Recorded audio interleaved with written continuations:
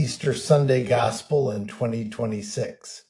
In Matthew 28, 1-10, we encounter a story that has echoed across centuries: the empty tomb, the angel's message, and the first witnesses, Mary Magdalene and the other Mary.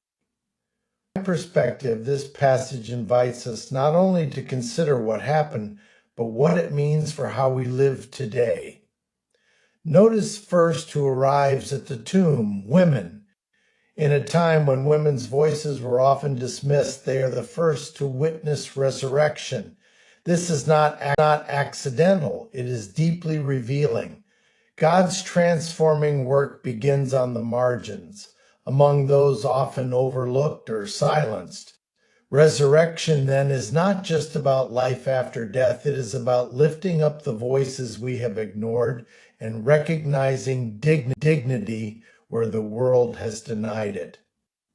The earthquake and the angel rolling away the stone are dramatic images.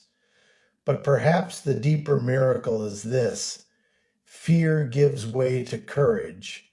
The angel says, "Do not be afraid." And though the women are afraid, they still run with both fear and great joy. That feels real, doesn't it? Transformation rarely removes fear entirely.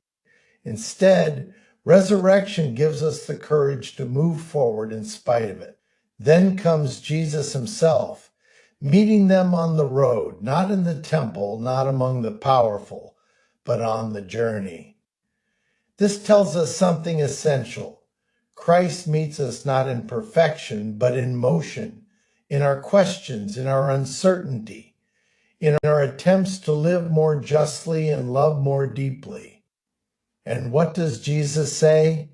Again, do not be afraid. And then go and tell. Resurrection is not something we keep. It is something we share. It becomes real when it is lived out in acts of compassion, justice, reconciliation, and hope.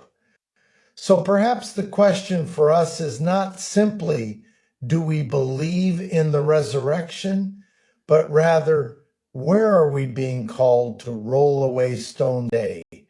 What fear, injustice, or despair is God inviting us to confront with courage and joy? Because resurrection is not just an event, it is a way of life.